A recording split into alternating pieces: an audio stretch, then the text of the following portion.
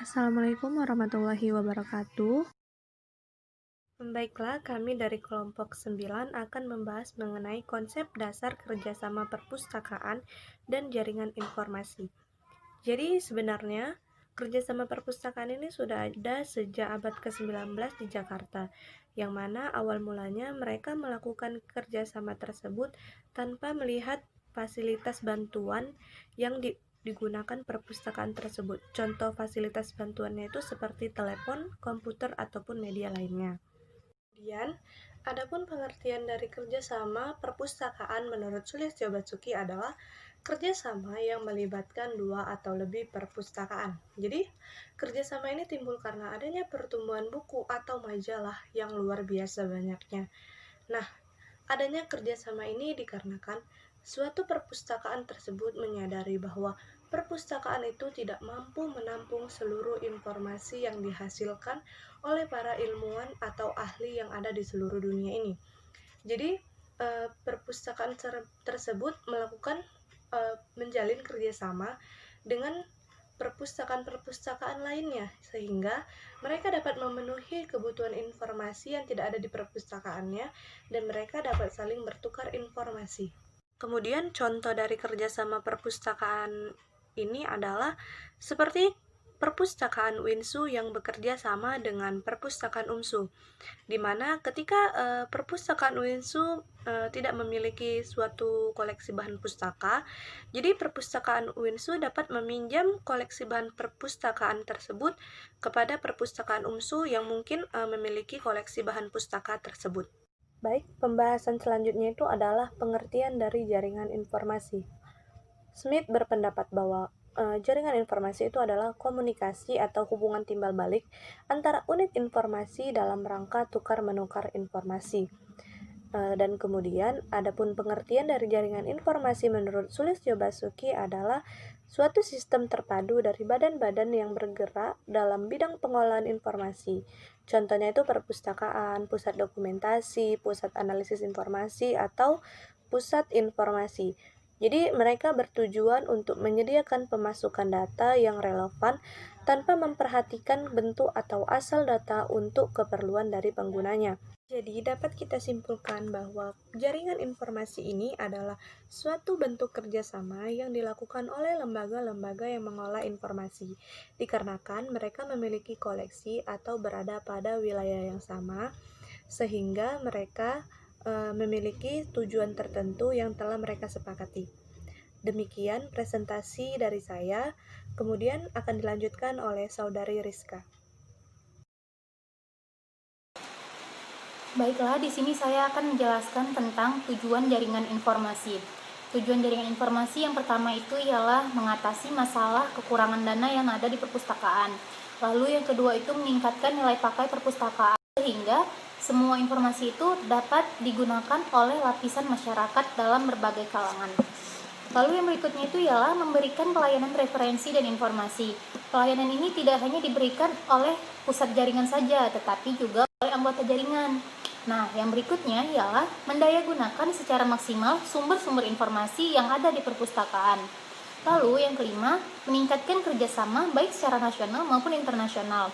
Nah, yang keenam itu yang terakhir, sebagai perantara pertukaran informasi, kegiatan ini biasanya dilakukan oleh pusat jaringan.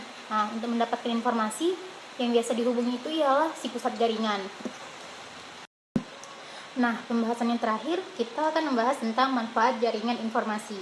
Nah, seperti yang telah dikemukakan terdahulu, pengguna teknologi informasi itu kan udah hampir meluas ke semua sektor nih, termasuk juga perpustakaan. Jadi, penerapan teknologi informasi ini dapat dibagi menjadi dua kelompok.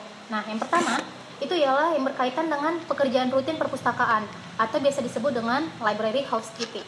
Nah, yang kedua itu yang berhubungan dengan penelusuran dan penemuan kembali informasi. Nah, menurut Rowley, mengemukakan sistem berbasiskan teknologi informasi di perpustakaan ini menawarkan berbagai hal. Antara lain itu menampung beban kerja, serta meningkatkan dan mencapai efisiensi yang lebih memperkenalkan layanan itu. Nah, lalu pendapat yang kedua itu ialah menurut Ted. Nah, dia menyatakan ada dua alasan kenapa jaringan informasi itu perlu untuk dikembangkan. Pertama itu ialah karena dia bisa membuat biaya yang keluar itu bisa lebih kecil, lalu dia dapat juga membuat manfaat yang lebih besar, manfaat lain yang lebih besar gitu.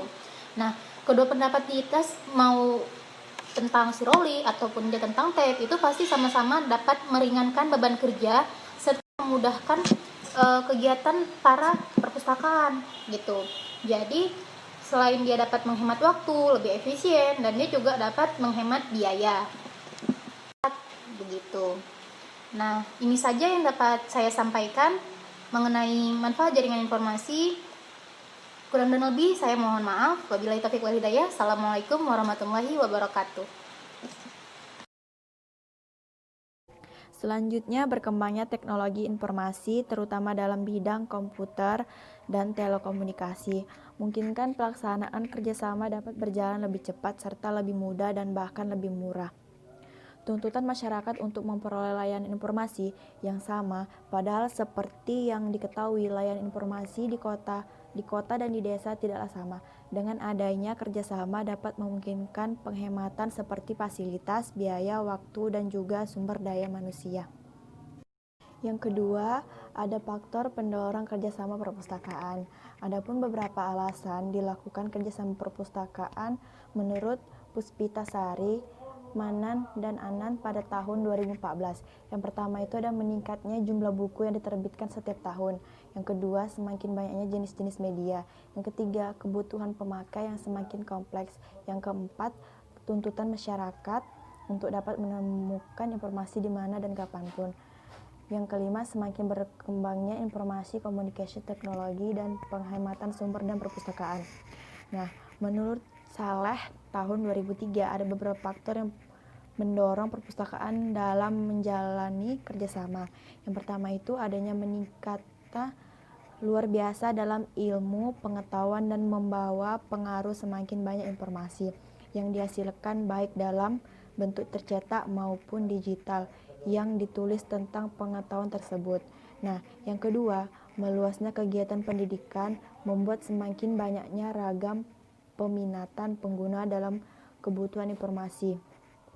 Yang ketiga, kemajuan dalam ilmu pengetahuan dan teknologi dengan berbagai dampaknya terhadap industri dan perdagangan sehingga memaksa tenaga pustakawan ataupun staf untuk dapat mengembangkan kemampuan ataupun keterampilan, yang mana keterampilan tersebut dapat diperoleh membaca buku atau informasi.